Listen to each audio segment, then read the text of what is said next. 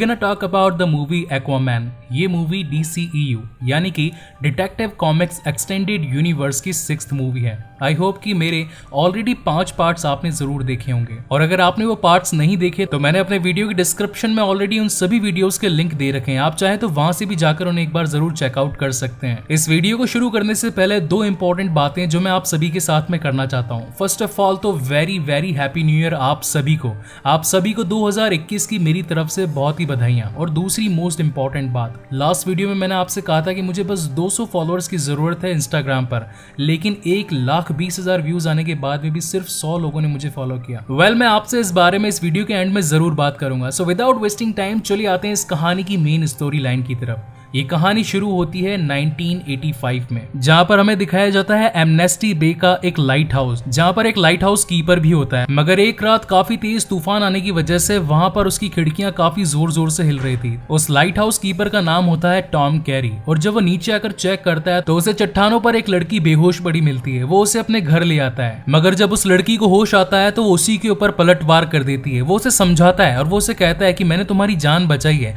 मगर तभी हम देखते हैं कि उस लड़की के पेट पर एक बहुत ही बड़ा घाव होता है, जिसकी वजह से वो अपने आप को संभाल नहीं पाती और वहीं पर गिर जाती है। अगले दिन जब उसकी नींद खुलती है तो उसे पता चलता है कि वो जो आदमी जो उसे इस घर में लेकर आया उसने उसकी मलहम पट्टी की। उसे बड़ी भूख लग रही होती है तो वो पास ही पड़े फिश टैंक में से एक फिश निकालकर खाने लगती है, मगर तभी वहां पर टॉम आ जाता है और वो कहता है कि ये खाने की चीज नहीं, ये लो, ये चाय, इसे पियो, इससे तुम्हें आराम मिलेगा। टॉम बताता है कि वो एक लाइट हाउस कीपर है जो कि यहाँ पर काफी समय से जॉब कर रहा है। तब वहां पर वो लड़की बताती है कि मेरा नाम है अटलाना, मैं क्वीन ऑफ एटलांटिस हूँ। मेरे पीछे कुछ गुंडे पड़े थे, इसीलिए मैं भागकर उनसे अपने आप का बचाव कर रही थी। और देखते ही देखते दोनों की दूरियां करीबियों में बदल जाती है, और एक टाइम ऐसा आता है जब वो दोनों आपस में एक दूसरे से शादी कर लेते हैं, और तभी उनका एक बच्चा भी होता है जिसका नाम वो रखते हैं आर्थर कैरी। उनकी लाइफ काफी खुशहाली में बीत रही थी, ना कोई दुख ना कोई दर्द। एटलाना अपने बेटे आर्थर को एटलांटिस की कहानियां भी सुनाया करती थी, मगर एक दिन वहां पर कुछ गुंडे आकर उनके घर पर हमला कर देते हैं। मगर एटलाना भी कुछ कम नहीं थी, वो अपने भाले की मदद से उन सभी का सामना करती है और एक एक को वहां से पछाड़कर हरा देती है। और उसके बाद में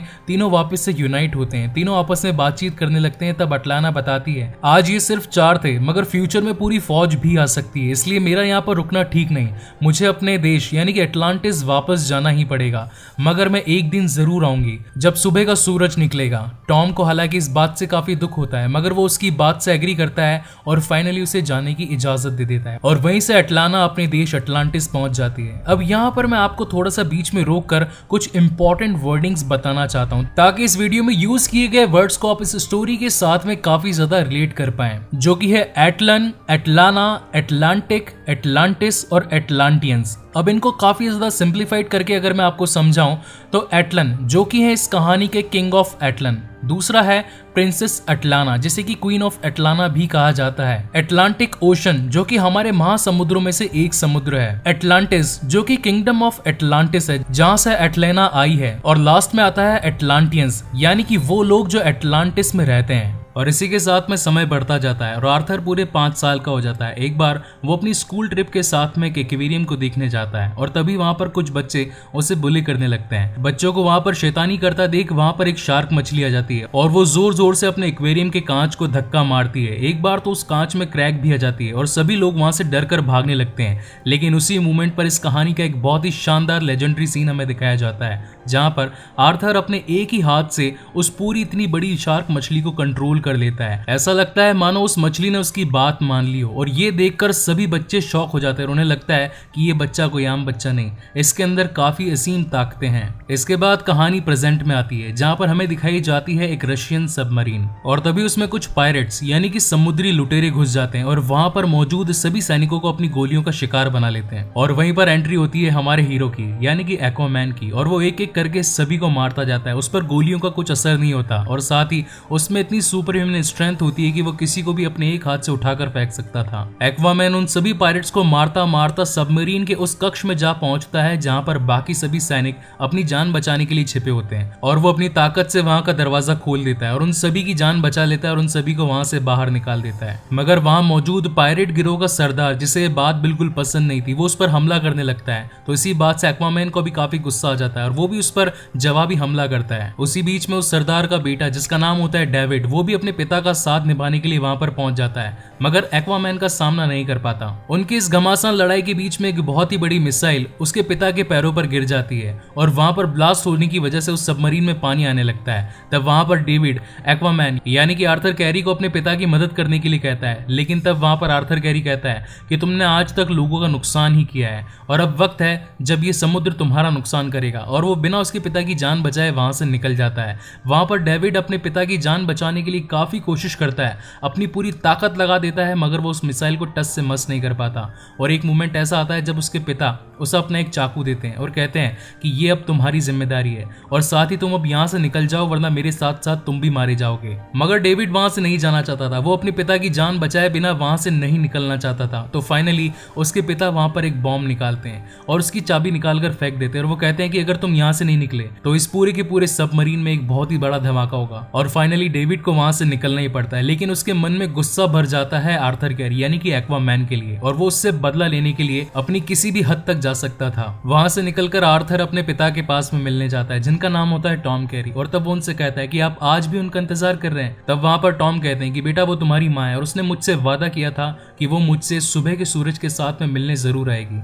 और उसके बाद में वो दोनों बातें करते करते एक बार में पहुंच जाते हैं जहां पर थोड़ी बहुत कॉमेडी भी होती है। वहां पर आर्थर अपने फ्रेंड्स के साथ में थोड़ी बहुत पिक्स भी क्लिक करवाता है और वहां से निकल जाता है। वहीं पर सीन शिफ्ट होता है अंटार्कटिक ओशन पर, जहां पर हमें दिखाए जाते हैं इस कहानी की दो मेन कैरेक्टर, जिसमें से एक का नाम होता है ऑर्म और दूसरे का नाम होता है नेरियस। ये दोनों ही अपने अपने किंगडम के राजा होते हैं और वो आपस में एक मीटिंग करते हैं। वहां पर ऑर्म ये बताता है कि इंसान जो कि हमसे ऊपर रहते हैं जमीन पर, उन्होंने हमारे ऊपर अत्याचार करने शुरू कर दिए हैं, पानी में जहरीली गैस डाल देते हैं, नशीले पदार्थ डाल देते हैं और यहाँ पर इतनी गंदगी मचा रखी है कि जिनसे हमारी मछलियां मर रही है। और नेरियस से कहता है कि अगर हमने उनके ऊपर अत्याचार करने शुरू नहीं किए तब एक टाइम ऐसा आएगा जब हमारी पूरी प्रजाति ही नष्ट हो जाएगी। तब वहां पर नेरियस जो कि ज़ेबल किंगडम से होता है कि तुम अकेले ही जंग का आगाज नहीं कर सकते, इसके लिए तुम्हें 4 किंगडम्स की परमिशन होने की जरूरत है। और तब हमें पता चलता है कि यहाँ पर टोटल 7 किंगडम्स मौजूद हैं, जिनमें शामिल है kingdom of the Atlantis, kingdom of the Xebel, kingdom of the Trench, kingdom of the fisherman,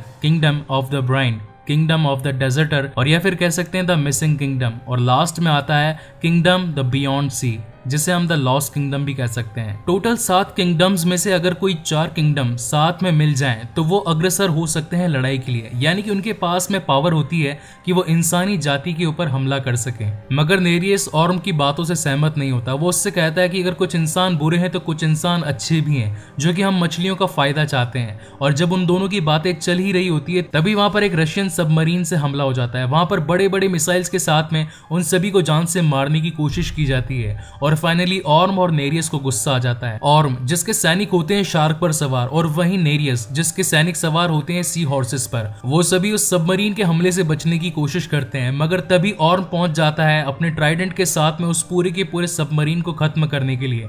और फाइनली एक ऐसा मोमेंट आता है जब सबमरीन पानी में गिर जाती है और इस हादसे को देखने के बाद में नेरियस का शक अब यकीन में बदल जाता है और वो फाइनली ऑर्म के साथ में मिल जाता है और अपनी टीम को उसे सौंपने का वादा कर देता है। और वो कहता है कि आज से तुम्हारी जंग मेरी जंग भी होगी। उसी रात ऑर्म के कुछ सैनिक मिलकर पहुंचते हैं डेविड के पास में और उससे कुछ सोने की अशर्फियां देते हैं और उसका शुक्रिया अदा करते हैं, क्योंकि वो जो सबमरीन जिसका हमला हुआ था उन दोनों के दोनों किंगडम्स पर, वो एक साजिश थी ऑर्म की। मगर उसके बदले में डेविड वो पैसा लेने से मना कर देता है और वो कहता है कि मुझे तुम्ही में से किसी की तलाश है जिसका नाम है एक्वामैन। उसने मेरे पिता को मारा है और मैं अब उसे जिंदा नहीं रहने दूंगा। आर्थर अपने पिता के साथ में घर जा ही रहा होता है, लेकिन तभी वो देखता है कि समुद्र की लहरें काफी ऊंची ऊंची उठ रही है और एक मोमेंट ऐसा आता है जब समुद्र की लहरें काफी बड़ा रूप ले लेती है और वो उन्हीं के ऊपर आकर गिरने लगती है। उसकी वजह से वहां पर आसपास मौजूद सभी झोंपड़े, सभी घर उड़ जाते हैं, सभी टूट जाते हैं और साथ ही जिस कार के अंदर आर्थर और उसके पिता टॉम बैठे होते हैं वो कार भी पानी के अंदर गिर जाती है।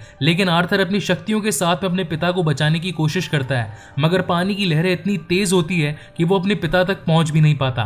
और तभी वहां पर एक चमत्कार होता है, वहां पहुंच जाती है इस कहानी की एक लीड हीरोइन जिसका नाम है मैरा, और वो वहां पहुंचकर अपनी शक्तियों के साथ में उसके पिता को बचा लेती है। आर्थर उसका शुक्रिया अदा करता है, लेकिन तब मैरा कहती है कि तुम्हें मेरे साथ चलना होगा तुम अटलांटिस के वारिस हो और हमें तुम्हारी मदद की जरूरत है। तब वहां पर आर्थर उसे आने के लिए मना कर देता है। वो कहता है कि जिन लोगों ने मेरी माँ को मारा मैं अब उनके पास में नहीं आना चाहता। अगले दिन न्यूज में दिखाया जाता है कि रात को आई बाढ़ की वजह से काफी सारे घर टूट गए, साथ ही समुद्रों के अंदर जो भी गंदगी भरी पड़ी थी वो अब जमीन पर आने लगी है। कुछ लोगों का तो ये मानना था कि समुद्र के प्राणी अब हमसे बदला लेना चाहते हैं, लेकिन कुछ ये समझते थे कि वो तो बस एक नॉर्मल सा अर्थक्वेक था। मेरा आर्थर से पूछती है कि आखिर क्या रीजन है जिसकी वजह से तुम अटलांटिस वापस नहीं लौटना चाहते, क्योंकि तुम वहां के राजा हो और अगर तुम समय रहते वहां तक नहीं पहुंचे तो तुम्हारा सौतेला भाई जिसका नाम है ऑर्म वो इस इंसानी जाति पर अपना कहर बरसाता रहेगा। उसने जंग का आगाज कर दिया है और उसे रोकने के लिए तुम्हें गद्दी पर बैठना ही पड़ेगा। और तभी आर्थर उसे लेकर जाता है अपने फ्लैशबैक में। जब आर्थर 13 साल का था तो उसे लड़ाई का प्रशिक्षण देने के लिए अटलांटिस की क्वीन यानी कि एटलाना ने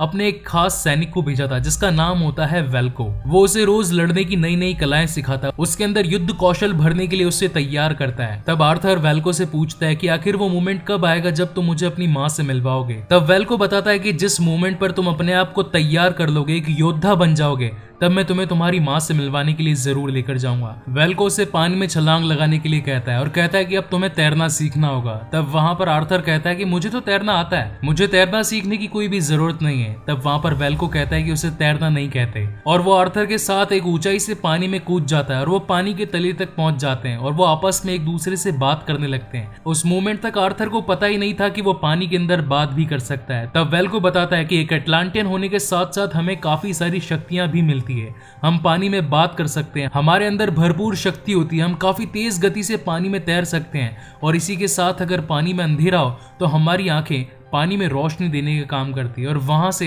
हमें ये पूरी मूवी अटलांटियंस की नजरों से दिखाई जाती है। कहानी वापस से अपनी मेन टाइमलाइन में आती है जहां पर मेरा आर्थर को अटलांटिस शहर के अंदर लेकर जाती है। वहां पर भी हमारी तरह ही ट्रैफिक रूल्स होते हैं। तब वहां पर आर्थर कहता है कि तो पानी है, तुम तो ऊपर से भी निकल सकते हो, लेकिन तब वहां पर मेरा बताती है कि ऊपर मौजूद हाइड्रा कैनन से कोई भी नहीं बच सकता। यहाँ के कुछ रूल्स एंड रेगुलेशंस हैं, अगर हम उन सभी को फॉलो नहीं करेंगे तो हमारी जान खतरे में होगी। और वहां से दोनों मिलने के लिए पहुंच जाते हैं एक शिप में। तब आर्थर पूछता है कि आखिर बाकी सभी लोग पानी में क्यों नहीं सांस ले सकते। तब वहां पर वेल्को बताता है कि सिर्फ शाही खून ही जमीन और पानी पर सांस ले सकता है, बाकी और किसी में भी ये ताकत नहीं। आर्थर कहता है कि मुझे यहाँ पर बुलाने का क्या रीजन है। तब वहां पर वेल्को आर्थर को कहता है कि हमारी इस जगह पर पॉलिटिक्स शुरू हो चुकी है। यहाँ का राजा जिसका नाम है ऑर्म, उसने नीरियस के साथ में समझौता कर लिया है और वो दोनों मिलकर बाकी और 2 किंगडम्स को अपने साथ में मिलाने वाले हैं। और अगर उन चारों की एकजुटता हुई तो इस पूरी दुनिया को कहर से कोई भी नहीं बचा सकता। लेकिन उसके लिए भी मेरे पास में एक शॉर्टकट है। अगर तुम इस ट्राइडेंट को ढूंढ लो जिसके अंदर काफी सारी ताकतें हैं तो तुम बिना किसी सवाल जवाब के समुद्र के राजा कहला दिए जाओगे। तब वहां पर आर्थर कहता है कि मेरे पास में ऑलरेडी एक है जो कि मेरी माँ ने मुझे दिया था। तब वहां पर वेल्को बताता है कि वो नहीं, ये ट्राइडेंट है किंग एटलन का। आज से हजारों साल पहले एक राजा हुआ करते थे जिनका नाम था किंग एटलन और साथ ही उनके साथ में उनके 7 साथी भी थे। एक महान किंग होने के साथ साथ वो अटलांटिस के सबसे पहले दावेदार भी थे जिनके पास में एक ट्राइडेंट था जो कि बना था पोसाइडन के लोहे से। उस ट्राइडेंट में इतनी शक्ति थी कि वो किसी भी जाति प्रजाति को एक नए दौर में पहुंचा सकती थी।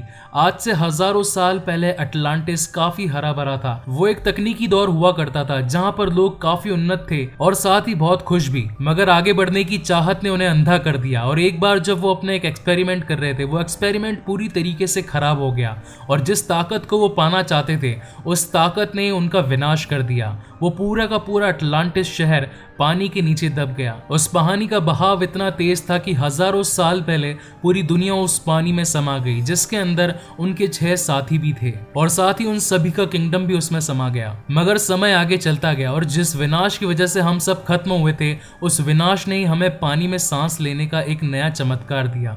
हम सभी के अंदर कुछ अनोखी अनोखी शक्तियां आ गई। एटलांटियंस जो कि अटलांटिक में रहा करते थे, उन्होंने वैसे तो अपना शरीर इंसानी रूप में पा लिया मगर बाकी सभी इसके अंदर कामयाब न हो पाए। किंगडम ऑफ ज़ेबल जिनके बाल लाल होते हैं, फिशरमैन जो कि कुछ जलपरियों की तरह दिखा करते हैं, किंगडम ऑफ ब्राइन और ट्रेंच तो बिल्कुल दानवों की तरह लगते हैं, किंगडम ऑफ डेजर्टर जो कि अब हमसे अलग हो चुका था मगर वहां का पानी सूख गया, जिसकी वजह से वहां पर अब रेत ही रेत आ गई और एक लॉस्ट किंगडम जहां पर आज तक कोई भी नहीं पहुंच पाया। कुछ ही समय पहले हमारे पुरातत्व विभाग को एक छोटा सा उपकरण मिला। ये उपकरण हो ना हो मगर लगता है कि ये उसी किंगडम ऑफ डेजर्टर से आया है जहां पर किंग ऑफ एटलन का वो ट्राइडेंट बना था जिसके अंदर अपार शक्ति भरी है। और मुझे लगता है कि अगर इस उपकरण को तुम किंगडम ऑफ डेजर्टर में लेके जाओगे तो वहां पर तुम्हें किंग एटलन के कुछ न कुछ राज जरूर मिलेंगे, क्योंकि अब ये ट्राइडेंट खो चुका है, किसी को भी इसके बारे में पता नहीं है। ये बातें अब जैसे किस्से कहानियों की लगा करती है, मगर ये झूठ नहीं, ये सच है और बस जरूरत है तुम्हें इसे ढूंढने की। उनके बीच में ये बातें चली रही होती है लेकिन वहां पर हमला हो जाता है वहीं के कुछ सैनिकों का। पहले तो वहां पर व्हाइट सोल्जर्स आते हैं जो कि एक एक करके आर्थर पर हमला करने लगते हैं, मगर आर्थर की शक्ति इतनी थी कि वो सभी उसके सामने टिक नहीं पाए। और उसके बाद में वहां पर आ जाते हैं रेड सोल्जर्स जो कि ट्रेंड किए गए थे स्पेशली फाइटिंग के लिए। मगर आर्थर भी कुछ कम नहीं था, वो भी उन सभी का जमकर मुकाबला करता है और वहीं हमें दिखाई जाती है एक आइकॉनिक फाइट आर्थर और साथ ही रेड सोल्जर्स के बीच में। मगर इस लड़ाई में उनकी संख्या ज्यादा होने की वजह से आर्थर वहां पर हार जाता है और उसे बंदी बनाकर पेश किया जाता है किंग ऑर्म के सामने। वो आर्थर से कहता है कि मैं तुम्हारे बारे में सब जानता हूँ, तुम मेरी माँ के सौतेले बेटे हो और मैंने तुम्हारे काफी किस्से कहानियां सुनी कि तुम जमीन पर लोगों की मदद करते हो, मगर यहाँ तुम कुछ भी नहीं कर पाए, तुम हमारी लोगों से हार गए, तो मेरा सामना क्या करोगे। तब वहां पर आर्थर को उसकी बातों से गुस्सा आ जाता है और वो कहता है कि बस एक बार मेरे हाथ खोल दे और फिर देख मैं तेरा क्या बैंड बजाता हूँ। ये बात सुनकर ऑर्म उसकी चुनौती को स्वीकार कर लेता है और वो उसे कहता है कि हम यहाँ नहीं लड़ेंगे, हम अखाड़े में लड़ेंगे।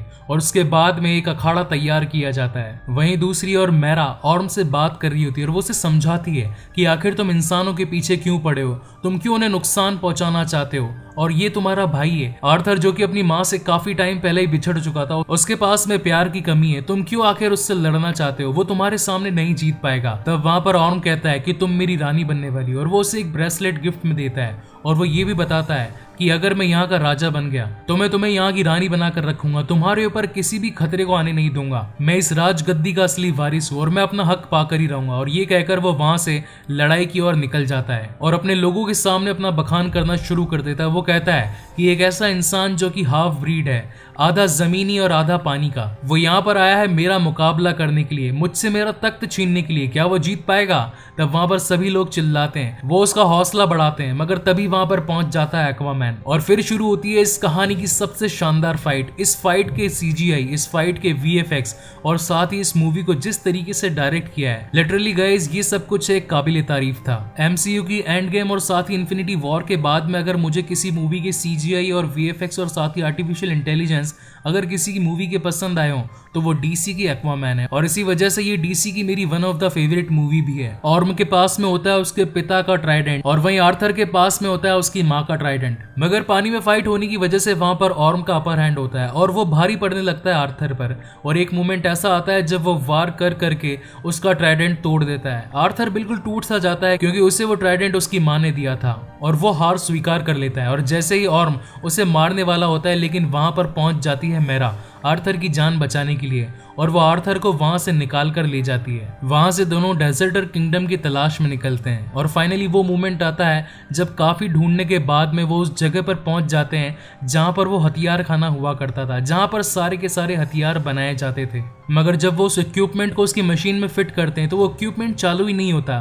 तब वहां पर वो दोनों परेशान हो जाते हैं। आर्थर कहता है कि हजारों साल पुरानी मशीन है, तब तक तो ये पूरा का पूरा पानी में डूबा हुआ था, अब अगर पानी नहीं है तो ये शुरू कहां से होगा। और तभी वहां पर मैरा को एक आइडिया आता है और वो उसके सर का पसीना लेकर एक बूंद उस मशीन के ऊपर गिरा देती है, जिसकी वजह से वो पूरी मशीन वहां से एक्टिवेट हो जाती है। और फिर हमें दिखाया जाता है किंग एटलन का एक होलोग्राफिक मैसेज और वो बताते हैं कि आज से हजारों साल पहले जब मैंने अपनी ताकत को बढ़ाने के लिए उस ट्राइडेंट का यूज किया तो पूरी की पूरी प्रजाति पानी में समा गई। इस बात से अपने आप को सजा देने के लिए मैंने एक अकेले और शांतपन की जिंदगी चुनी, जिसकी वजह से मैं यहाँ पर आ गया। इस ट्राइडेंट में इतनी शक्ति है कि अगर ये किसी के पास में आ गया तो वो पूरे समुद्र पर राज करेगा और अगर ये किसी गलत हाथों में लग जाता तो वो काफी विनाश भी कर सकता था। इसी वजह से मैंने उसे एक ऐसी जगह पर छिपा दिया जहां पर कोई भी उसका पता ना लगा सके। मगर जब मेरा सच्चा वारिस आएगा तो वही उसे निकाल पाएगा और उसके लिए मेरे पास में एक छोटा सा क्लू भी है। और उसका होलोग्राफिक वहां से गायब हो जाता है और वहां से निकल कर आती है एक छोटी सी बोतल। उस बोतल के अंदर उन्हें मिलते हैं आगे के कोऑर्डिनेट्स, जिसमें उन्हें पता चलता है कि उन्हें दुनिया के अंतिम छोर पर जाना है। वहां पर जाकर एक उथल पुथल बोतल वहां का रास्ता दिखाएगी जहां पर वो ट्राइडेंट मौजूद है। और वहां से दोनों निकल पड़ते हैं अपनी एक नई जर्नी के लिए। वहां से वो दोनों पहुंच जाते हैं सिसिली, इटली में। इटली जो कि एक बहुत ही शानदार सिटी होती है, रंग बिरंगा शहर जहां पर है काफी सारी खुशियां, और साथ ही हमें वहां पर दिखाई जाती है एक न्यू लव स्टोरी जो कि क्रिएट हो रही होती है आर्थर कैरी और साथ ही मैरा के बीच में। वहीं दूसरी ओर ऑर्म और साथ ही नेरियस मिलकर पहुंच जाते हैं किंगडम ऑफ फिशरमैन में, जहां पर फिशरमैन उनके सामने होता है और ऑर्म उसे अपनी टीम में शामिल होने के लिए कहता है, मगर उसकी टीम में शामिल होने से फिशरमैन मना कर देता है। इस बात से ऑर्म काफी गुस्सा हो जाता है और वो अपने ट्राइडेंट से उसकी जान ले लेता है। अब जब वहां का राजा ही नहीं रहता तो वहां की उसकी बेटी जो कि अब प्रिंसेस बनने वाली है, वो उसे एक हुक्म देता है, तुम्हारी फौज को तैयार करो ताकि वो मेरे साथ में किंगडम ऑफ ब्राइन में जा सके, क्योंकि हमें ब्राइन को भी अपनी ओर मिलाना है। वहीं ऑर्म के कुछ सैनिक पहुंच जाते हैं डेविड के पास में और उसे अपना साथ देने के लिए कुछ अच्छे इक्विपमेंट्स देते हैं। वो डेविड को बताते हैं कि ये इक्विपमेंट्स हमारी आने वाली सेना के लिए बनाए गए थे, मगर मुझे लगता है कि तुम्हें इसकी ज्यादा जरूरत है। उन इक्विपमेंट्स के साथ में डेविड अब अपना बदला पूरा करना चाहता था, इसीलिए वो उसे बिल्कुल अपने तरीके से बनाता है।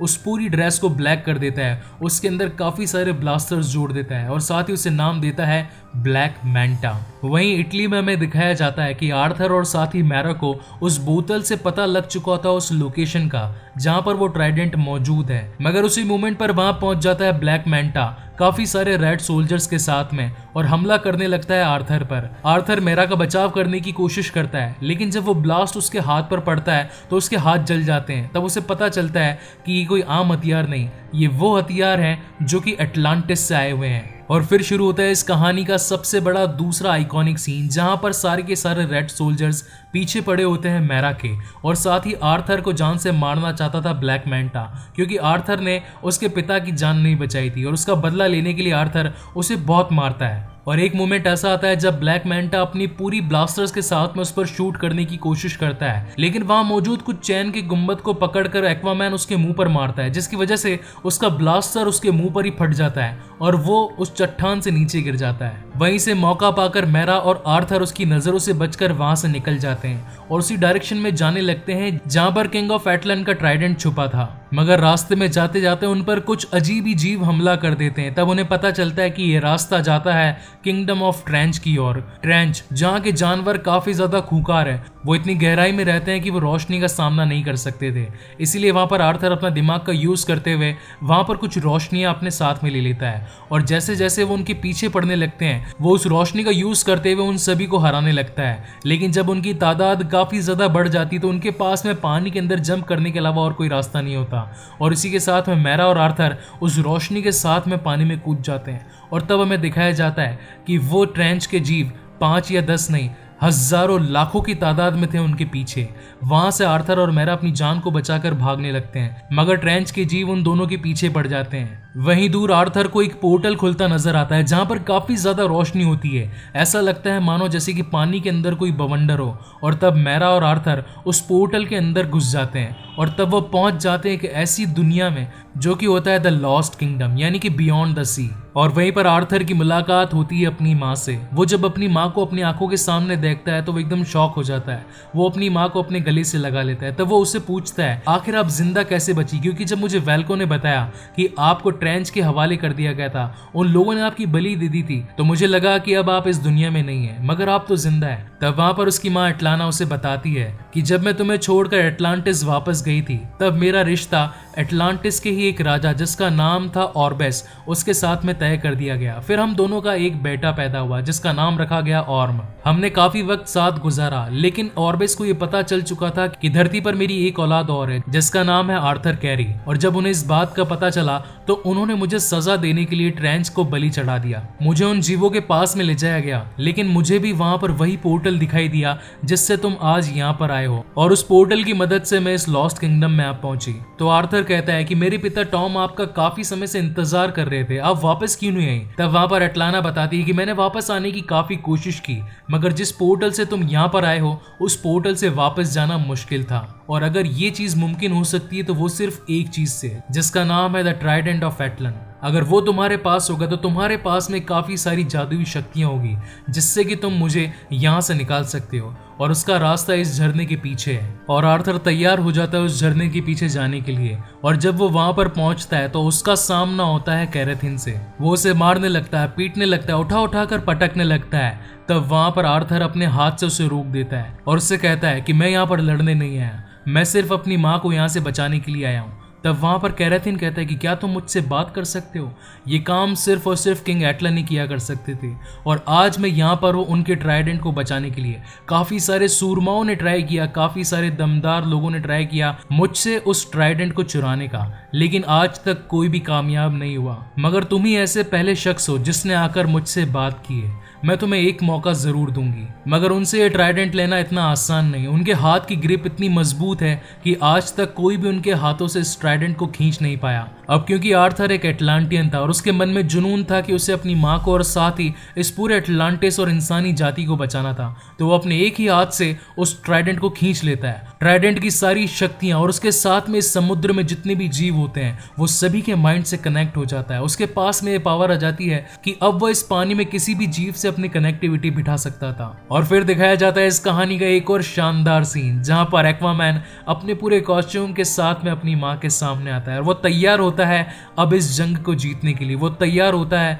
अब अपनी राज गद्दी पर अपना हक जताने के लिए। वहीं दूसरी ओर kingdom of Atlantis, kingdom of Xebel और साथ ही किंगडम ऑफ फिशरमैन तीनों मिलकर पहुंचते हैं किंगडम ऑफ ब्राइन के राजा के पास में। वो उससे बात करते हैं, उससे कहते हैं कि तुम हमारे साथ मिल जाओ, और अगर हम चारों साथ हो गए तो हम इंसानी जाति के ऊपर अपना कहर बरसा सकते हैं, क्योंकि उन्होंने आज तक हम लोगों के ऊपर सिर्फ और सिर्फ अपना हक जताया है। अगर हम साथ मिल गए तो वो हमारा कुछ भी नहीं बिगाड़ पाएंगे। लेकिन तब वहां पर ब्रायन उसकी बातों को सुनकर मना कर देता है, और जैसे ही ब्रायन उसे मना करता है तो ऑर्म को बहुत ही ज्यादा गुस्सा आ जाता है। वो उसे गालियां देता है और वो उसे जान से मार देने की धमकी देता है, और वो जैसे ही अपना ट्राइडेंट उसे मारने के लिए आगे बढ़ाता है, इस बात से ब्रायन को काफी ज्यादा गुस्सा आ जाता है और वो अपनी पूरी की पूरी फौज को बुला लेता है। और फिर शुरू होती है किंगडम ऑफ ब्रायन और साथ ही बाकी 3 किंगडम्स के बीच में एक जबरदस्त फाइट। पानी के सभी जीव आपस में एक दूसरे के ऊपर हमला करना शुरू कर देते हैं, वो एक को भी नहीं छोड़ते हैं। मगर उसी लड़ाई को रोकने के लिए वहां पहुंच जाता है हमारा हीरो यानी कि एक्वामैन उस कैरेथिन के साथ में। कैरेथिन का साइज इतना बड़ा होता है कि वो समुद्र को फाड़कर लावा में से निकलता है, और वो एक एक करके बाकी सभी तीनों किंगडम्स पर भारी पड़ने लगता है। उसका जज्बा, उसका जुनून देखकर बाकी सभी किंगडम्स पीछे हट जाते हैं। और तभी किंगडम ऑफ ज़ेबल का किंग, जिसका नाम होता है नेरियस, जो कि मैरा का पिता भी होता है, वो कहता है कि जिसके पास में ट्राइडेंट है जीत भी उसी की होगी, राजगद्दी भी उसी की होगी, इसलिए हमें उसका हुक्म मानना ही होगा। और अगर वो चाहता है कि ये जंग यहीं रुक जाए तो हमें इस जंग को यहीं पर रोक देना चाहिए। मगर ऑर्म उसके खिलाफ होता है और वो उसे अगेन चुनौती देता है। वो कहता है कि लास्ट टाइम तो तुम हार गए थे, क्या तुम इस बार भी हारना चाहते हो? तब मेरा आर्थर के पास में आती है और उससे कहती है कि जब तक पानी में लड़ाई होगी हमेशा ऑर्म तुमसे जीतेगा। अगर तुम उससे जीतना चाहते हो तो उसे जमीनी सरफेस पे ले आओ जहां पर तुम उस पर भारी पड़ोगे। वहां से आर्थर और ऑर्म पहुंच जाते हैं पानी की सतह पर मौजूद एक सबमरीन के ऊपर, और फिर शुरू होती है दोनों के बीच में एक बहुत ही शानदार फाइट। और जब पूरी मूवी ही मेरी फेवरेट है तो इस लड़ाई के बारे में मैं आपसे क्या ही बोलूं। दोनों की सुपर ह्यूमन स्ट्रेंथ और साथ ही दोनों की सुपर फास्टनेस एक दूसरे के ऊपर भारी पड़ने लगती है। मगर एक्वामैन भी कुछ कम नहीं था, वो भी अपने दाव पेच उसके सामने रखता है। तब वहां पर ऑर्म कहता है कि हार मान जाओ आर्थर, तुम मुझसे नहीं जीत सकते। और फिर दिखाया जाता है आर्थर का वो मास्टर मूव जिसे कि सिखाया होता है वैल्को ने उसे उसके बचपन में। वो अपने ट्राइडेंट को बहुत ही स्पीड में घुमाने लगता है और उस पर बार बार हमला करता है, लेकिन वो बार बार उसमें असफल हो जाता है। वो उसका सामना कर ही नहीं पाता, और एक मोमेंट ऐसा आता है जब आर्थर उसकी जान लेने वाला होता है, लेकिन तभी वहां पर पहुंच जाती है उन दोनों की माँ यानी कि क्वीन ऑफ अटलाना, और वो उन्हें लड़ता देखकर उन्हें वहां से रोक देती है। अपनी माँ को अपनी आंखों के सामने देखकर ऑर्म की आंखों में भी आंसू आ जाते हैं और वो उस लड़ाई को वहीं पर रोक देता है। इसी के साथ आर्थर ये ऐलान करता है कि अब वो है हकदार और वो इस राजगद्दी का असली मालिक एक्वामैन। वहां से अटलाना टॉम से मिलने के लिए पहुंच जाती है, और ये वही सुबह का सूरज होता है जिसका टॉम ने बरसों से इंतजार किया होता है, और फाइनली दोनों एक हो जाते हैं। और इसी हैप्पी एंडिंग के साथ में ये मूवी यहीं पर खत्म होती है। इस मूवी के पोस्ट क्रेडिट सीन में हमें दिखाया जाता है डेविड यानी कि ब्लैक मैंटा, और वो फिर से तैयार होता है अपने पिता की मौत का बदला लेने का। और इसी के साथ ये मूवी यहीं पर खत्म होती है। सो गाइज, आपको ये वीडियो कैसा लगा प्लीज मुझे लाइक और कमेंट करके जरूर बताइएगा, और अगर आप मेरे चैनल पर नए आए हैं तो प्लीज इस चैनल को सब्सक्राइब जरूर कीजिएगा। जाने से पहले मैं आपसे इस मूवी की शुरुआत में कही गई बात को एक बार रिपीट करना चाहूंगा। मुझे इंस्टाग्राम पर फॉलो करके प्लीज मेरे 1K फॉलोअर्स का टारगेट कंप्लीट करवा दीजिएगा। इसके बाद में मैं DCEU का अगला पार्ट यानी कि शज़ैम आपके सामने जल्दी ही लाऊंगा। So again guys, thank you so much for watching this video. मिलते हैं अगली वीडियो में।